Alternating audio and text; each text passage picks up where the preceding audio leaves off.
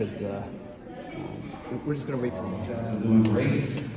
Today we're going to go over this deck that I call Creative Democracy. It's like a talking deck that I usually present to different creators such as yourself, whether students, professionals, or something in between. And the goal here is to talk about like how ideas are just democratic in nature, how to serve humans, how to serve people, how to serve society. So we just jump right into it. This one is all about design and hip hop. And as you know throughout the theme of this deck, you're going to see a lot of imagery and a lot of hashtags. I advise you guys like kind of, look at these hashtags and just go check them out online, and you can kind of do your own deep dive and based on what you see. This image here is from this guy by the name of Jamel Shabazz, one of the early photographers in hip hop culture. One of the few people who initially started capturing hip hop with photography back in the 80s. So you're going to see some of his stuff pretty shortly. So again, that's Jamel Shabazz. Think about who I am, right? My name is Adrian Franks. Most people call me AD. I'm a creative, I'm a designer. I design products, everything from like digital to physical things. I'm also an artist. So, but at the end of the day, I feel like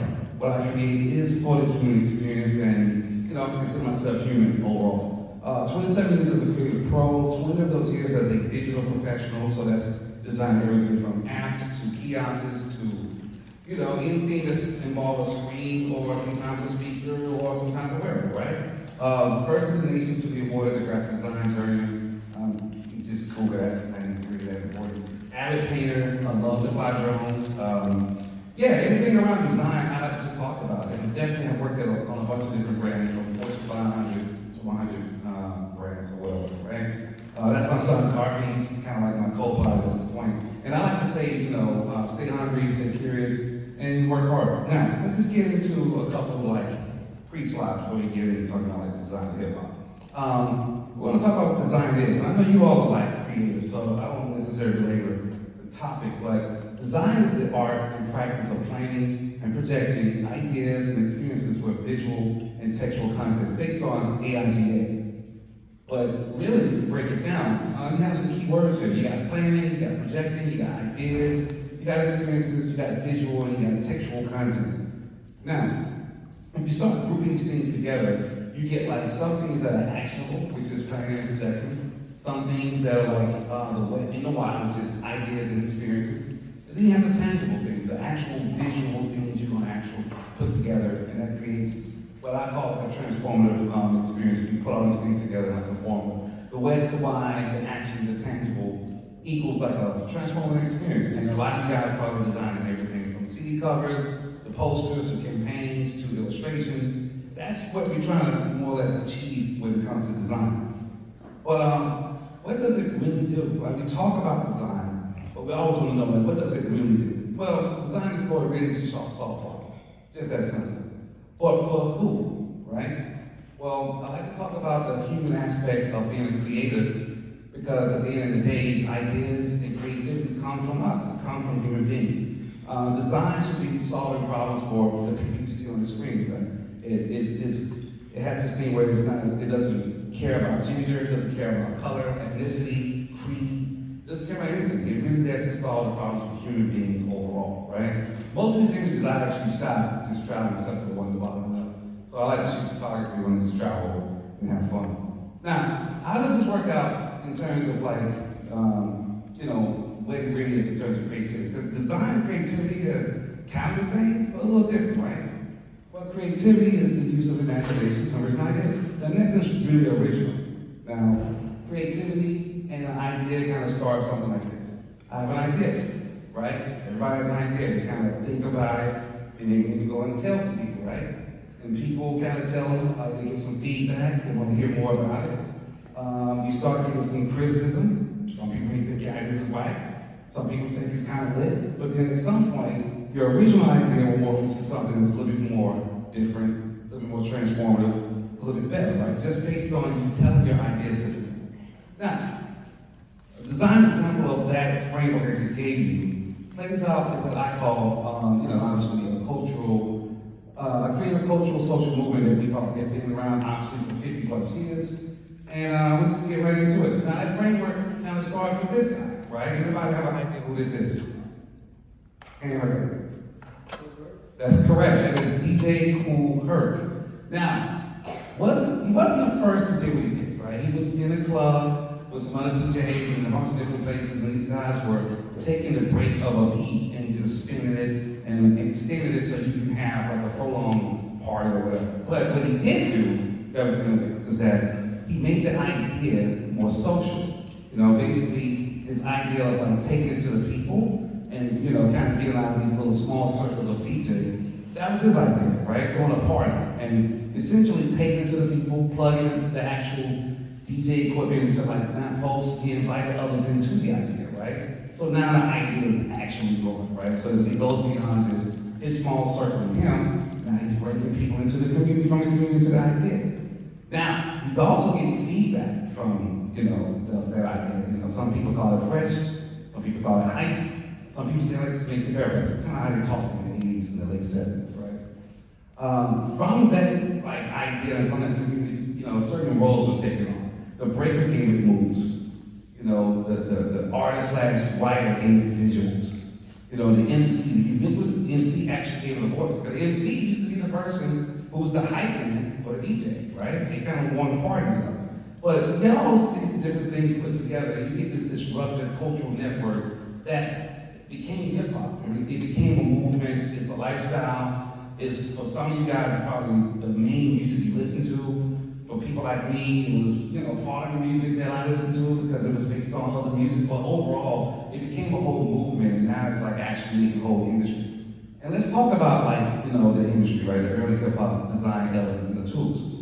Now we know that cipher, right, was these four, right? Some say the DJ, the MC, the breaker, and the writer. And then, you know, right in the middle of that, you probably have a family.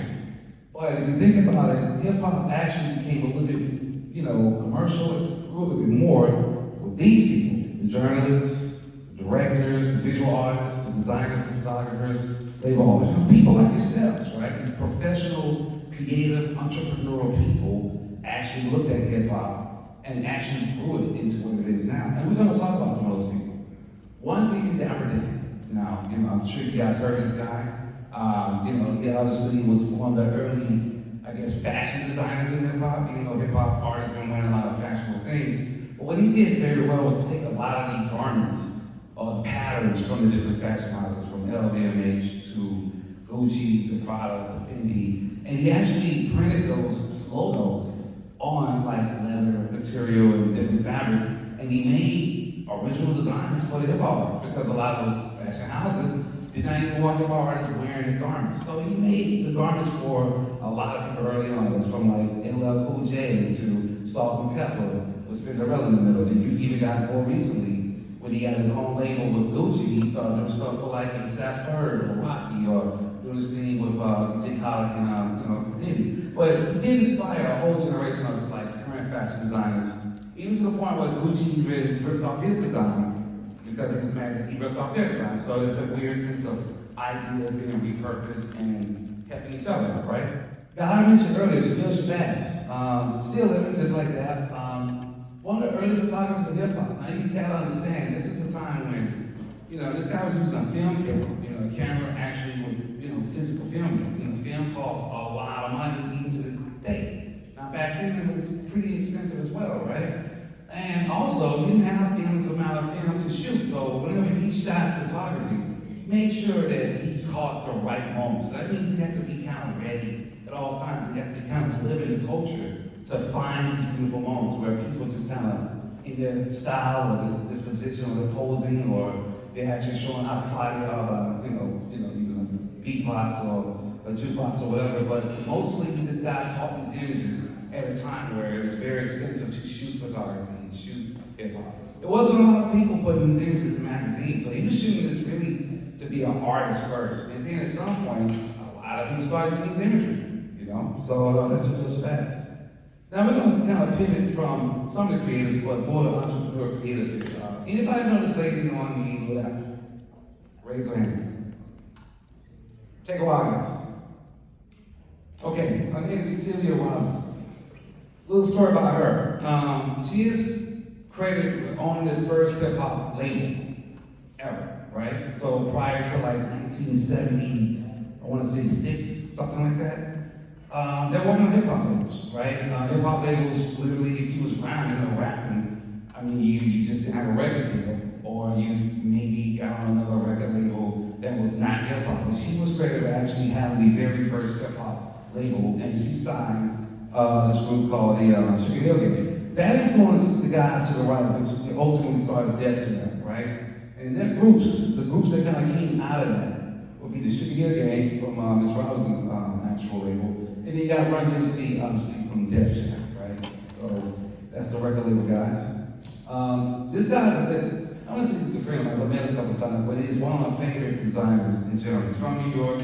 He's with the SBA. His name is Say Adams. And this guy started out as a graffiti artist. He started out tagging buildings, bombing other people's stuff, but he eventually moved into doing a bunch of things with Def Jam. He was like Def Jam's actually first creative director. And he helped to design a lot of these album covers from the different periods from like the 80s up until now, right? But now he's mostly is a full-time visual artist, but his creative skills as an artist and actual graffiti artist, he brought a lot of that insights and thinking into some of his design work when it comes to these album covers here. And we're going to talk more about album covers in a second. It's kind of a segue from graffiti. I mean, obviously, you guys being born in New York, graffiti is just a thing. It was just, it's a lifestyle. It's everywhere. It's global, right? But a guy like Jamel Shabazz, ultimately, before he became Basquiat, he was a graffiti artist like Say Adams. He actually knew Say Adams, right? But he really took graffiti and he really pushed it beyond that, right? He really came up with his own language when it comes to like design and actually expressing himself, and even just how he approached art at the time. Like he was very innovative with just being very original and pushing art in a very kid-like manner, but that he still told a story. And one of his other friends was this guy here on the left by the name of Bad Five Freddy, another graffiti artist, but he didn't really practice his graffiti artist or artistry much like Say Adams or Basquiat. He started this thing here called Yo MTV Raps. He was mostly on-air personality. He started probably the very first, some would argue, the first commercial video show about hip-hop. So yeah, that's Bad Five Freddy. Let's talk about sneakers. Anybody know what this silhouette is? Say it out loud. Which J is this? Which number is this? 5, right, got it. Cool, so let's talk about sneaker culture before we go to the next slide. Now, we all know that this came from Nike, right? This is, you know the legend of Nike, signing Air Jordan. Jordan wanted to go to Adidas or another company, but Converse, but he was really that kind of guy. But if you think about what this silhouette did, it actually saved Nike, right? But also started sneaker culture as we know it. And that really started from, obviously, these two guys. You got Michael Jordan on the left, right? Michael Jordan, young athlete coming out of University of North Carolina. Got the first sneaker deal. It was kind of very innovative. Some of the early sneakers was banned from the NBA in terms of allowing people to play. But what really made this sneaker really, really popular was really the guy in the middle, Mars Blackman. That figure or that character came from a movie by the name of She's Gotta Have It. And that character was kind of like the original sneakerhead, if you want to look at it, right? He was wearing sneakers inside of the film. But that character was also played by this guy. His name was Spike Lee. Spike Lee is born in Atlanta, but he's really a New Yorker. He's a Brooklynite at heart. Man's gonna probably die in Brooklyn because he loves Brooklyn so much. But he created this character, Mars Blackman, because he reminded him of some of the guys he grew up with in Brooklyn. But sneakers were one of those things that really wasn't that popular until hip hop. And when it comes to like Wyatt Kennedy, the ad agency that do all the Nike ads, two of the creative directors saw Spike's film, She's Gotta Have It, and they basically thought it would be great to pair that character up with Michael Jordan so they could tell a story about why Mike is the greatest, and almost making like Mars Blackman like Michael Jordan's hype man. But if you think about it, that was kind of like the first campaign that we look at that really started the whole sneaker culture that we all know here and love today. Pivoting from sneakers and going right into media magazines of hip hop, right? It uses like a weird kind of like layout because if you think about back then, the goal was to kind of get your artist on the cover of a magazine. So you probably gonna share a cover with like a bunch of artists. You got Big Daddy Kane in the middle, you got EPMD at the bottom, right? Cool D in the middle, right? And then you got the DLC at the top. But Right On, the whole goal was to use like this circular Rebus design format to show a bunch of artists, right? And then they wait for Right On to like word up, right? These are like early hip hop magazines, very raw, very kind of like all over the place. But what it did well was to display and showcase the artists. Now, along came this magazine called Source. Source was started by Benzino and his business partner out of Massachusetts. Their goal was to take more of a different approach. The approach was, let's treat this cover, treat our magazine more like Rolling Stone, where we only show one artist at a time. We focus in on the art direction. We keep it kind of clean. We make it feel like rock star status. We're not going to show a bunch of artists on the cover. But if we're going to show the main artists on this cover, that means that the artists have to be like someone who's in patent culture and really have something to say. So the Source was probably like the first hip hop publication that really stepped the game up for hip hop when it comes to design and legalness and even like being an influencer. You know, the whole 5 mics, you got 5 mics in the Source, that means you was labeled a hip hop classic. So that was the Source. Now, some of the people who helped to make the Source and other publications actually really kind of like good was this guy by the name of Andre Leon Davis. He was an on-staff illustrator and drew caricatures of all the different people on the cover at the back of the book, right? So some of his favorite magazines were like Mad, magazine, and a couple like other illustration mags. But he would actually create all these beautiful imagery and hand-drawn illustrations of all the guys that be on the cover. Now, if you also think about like media, well, you can't just have illustrators, you gotta have editors and writers. Here's a couple by the name of Daniel Smith Wilson and Elliot Wilson. One worked at Vibe, which is the lady on the left, and the other guy, he worked at The Source, and they, they was married, and they kind of have competing publications titling the same stories of some of the same artists. But nonetheless, it's some like our early hip-hop editors and journalists, and they told a lot of stories from that matter, right? So it's always cool to highlight that, right? Now, one of the things I want to talk about when it comes to hip-hop, at the end of the day for me, it's about the music, and when it comes to music, it's about the cover, right? It's always about the cover design.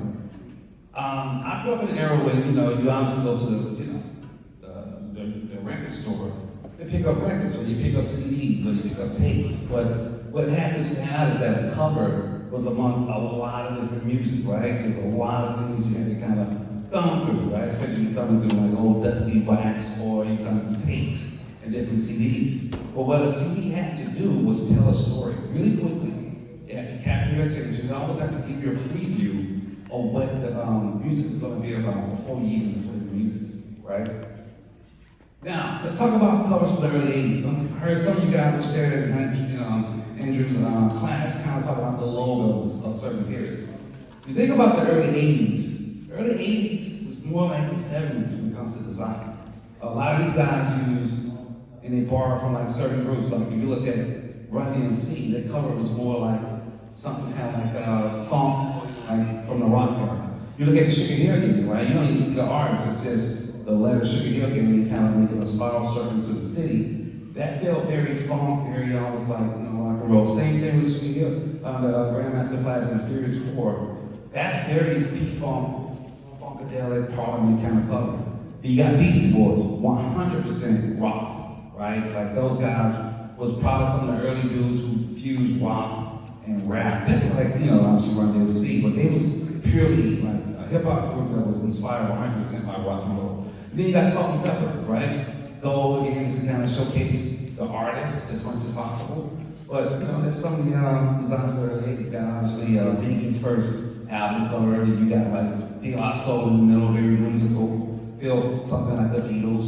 You got the Fugees, their whole album cover felt like the cover of like the Martin Scorsese films, like The Godfather or the Frank Coppola films. And then you got like Only Built for Cuban Links, a fan of Wu-Tang. Then you got Bahamadia, another MC definitely from Philly. But overall, you can tell from the 80s on to the 90s, the culture started morphing and become a little bit more creative. You got more budget, they can hire more creatives and have better ideas.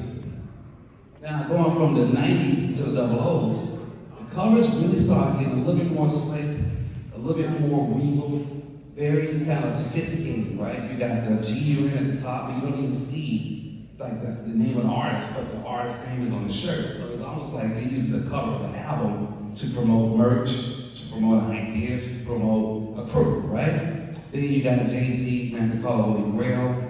You know, I feel like when he did like the album with Kanye, Watch the Throne, a lot of his covers stopped showing him on the cover and just started showing more art.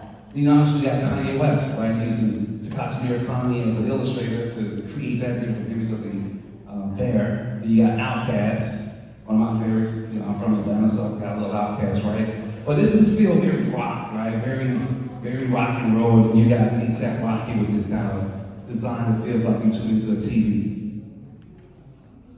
Also, let's talk about the female MCs, because, you know, rap, hip-hop, obviously very male-dominated. But I do think a lot of the female MCs lately, and even over the last maybe 15 years or so, have really pushed cover design in a way that most people can't do, right? You got Cardi B, you got Missy Elliott, you got Nicki Minaj, in the middle you got Rhapsody.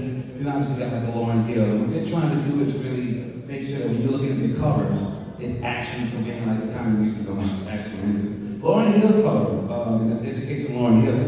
The title comes from this Education of the Negro, the name of a book. But she wanted to make you feel like when you open up this cover or you're looking at the CD cover, you're going to kind of get some kind of like, you know, information that's going to inspire you or, you know, or kind of inform us. Other female MCs, you got Rod Digger at the top left, you got Remy Ma right next to her, you got the Kaylee 47, MC Light at the top right, one of my favorites. You got Trina, you also got Tara White, you got Young M.I.A., and you obviously got Megan Thee Stallion. So these again, like different covers with different MCs who decide to be females, but their covers are just as cool as anybody else. Here's a style cover that a lot of designers, I used to say it, but I think about it, a lot of people say that this is not good design. I would actually argue, tell you why, because again, the slide I showed you earlier, you gotta compete with a lot of covers when people are just kind of going through and thumbing through you know, CDs or records. What made pen and pixel design actually iconic is the kind of braggadocious, over-the-top kind of designs that made the art stand out with the intent. Pen and Pixel was an actual design group out of, I think, LA or something like that. And artists like Master P to Juvie to Mystical and even Media X, they purposely chose the style of design because it's supposed to convey a certain type of thinking or a certain kind of usefulness or elaborate lifestyle when it comes to the music. Now, the one thing that this style of design does, while it may be kind of like tacky or just very busy, is that it really stood out inside of a record store. It also lets you know exactly what kind of music you're going to get before you even turn it on. Now that can be said in today's world, or streaming or just downloading music. Now the exact opposite of that style of design is more dominant. You know, it's more streamlined, it's more regal, it's definitely a little more minimalistic. So you got Yeezus on the top middle, the far left, Pusha T in the middle, the top middle. You got John Legends, McCartney. So I actually know the artists who picked those flowers. My mentor named Charlie Barker. You got, Cruel Song in the middle. You got Nicki Minaj's at the very bottom. And all these were designed by this guy by the name of Virgil Abloh. God bless his soul. But yeah, these particular covers were actually designed with the intent to make it more like art, make it regal, and make it kind of like just not competing with the music, So I call this style design the comic book style. We're going to be doing anything with Doomsday, with MF Doom, Czar's Face, or even Outkast, ATLs, or even the things with Logic. But there is this style of covers that people in hip hop, particularly like we use when it comes to design, that kind of mimics a lot within the comic book world. So it's like comic books and design and hip hop, they're almost like symbiotic and kind of forward in nature. Now, some contemporary covers. You got, Lil Uzi Vert, you got Migos, you definitely got, Lil Yachty, you got Cordae, and Westside Gunn. Their covers are definitely probably borrowed from, everybody, right? That I just showed you. Everybody from like the Donna Designs to some of the early 90s to the Double O's. But you can tell that their covers are meant to match the times. And it uses art and design that feels almost branded and feels very iconic and stands out very well. And it actually goes along well with the music. I mean, Virgin designed this one for Lil Uzi Vert, and even the Corday one. You know, that's obviously a really beautiful oil painting that was created for hip hop artists. You know, these are my favorites. I love the Nas. I like the cover from 808's and Heartbreaks. Man, Viviani is still one of my favorites. Love Tierra Wax. The LSO is probably one of my favorites because it mimics the style of this designer by name of Milton Glaser. Still one of my favorite designers. So they kind of mimics that. You got Rhapsody. Anything Wu-Tang, I just love. And then you got like GameStar. Any questions when it comes to like cover design before I conclude? In conclusion, design plus creativity. Let us be us more human. Well, hip hop is more fun. So again, I think hip hop is one of those things where it allows for ideas to permeate the culture, and it allows us to take what we learn from hip hop, put into our culture, put into merch, put into design, put into like even politics, right? Like even politics can have like a sense of hip hop to it. But hip hop is one of those things I'm really proud to be a part of it and just have used it to even, you know, boost my career. And when it comes to like making it better, Latifah once said, you know, to me hip hop would never be right until female rappers have a stronger voice in it. I do think if you kind of took the word have and amended and said help design a stronger voice, because design requires more than one person. I think hip hop and design overall would be a lot better, right? Now, if you want to follow me, hit me up at HeyFrench3. They're on Instagram. Not really on Twitter that much because of obvious reasons, but yeah, I'm always on Instagram. And that's pretty much it.